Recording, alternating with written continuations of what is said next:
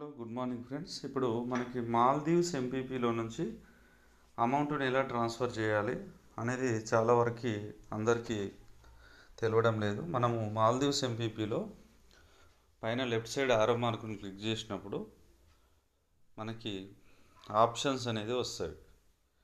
Dash board, all transactions, withdraw.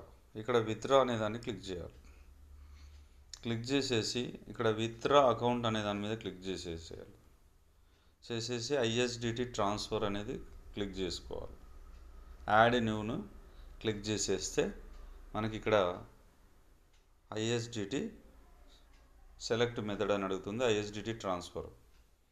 ఇక్కడ ISDT address or K wallet email ID, మన K wallet కానీ లేదా ISDT address కానీ పెట్టేసుకొని యాడ్ న్యూ విత్డ్రావల్ అకౌంట్ దాన్ని క్లిక్ చేసేసేయాలి. చేస్తే సక్సెస్ఫుల్లీగా విత్డ్రా క్రియేటెడ్ అని వస్తుంది. ఇక్కడ మనకు ఇలా అయిపోయిన తర్వాత అది మనకు కే వ్యాలెట్లోకి వెళ్తుంది.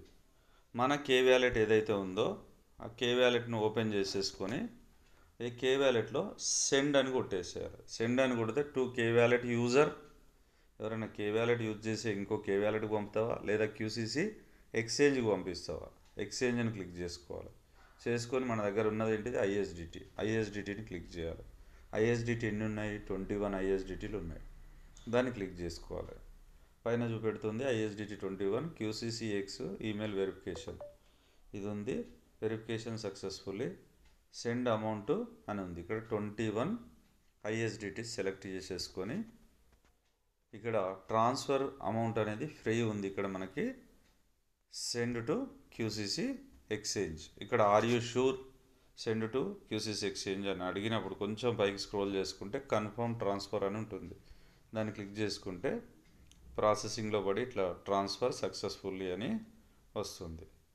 దీన్ని మనం స్క్రీన్ షాట్ చేసుకొని పెట్టుకోవాలి. ఏదైనా ప్రాబ్లం వస్తే మనం కంపెనీకి కస్టమర్ కేర్కి పంపడానికి. మీకు ఆల్రెడీగా ఇవన్నీ అందులోకి వెళ్ళిపోతాయి. మనం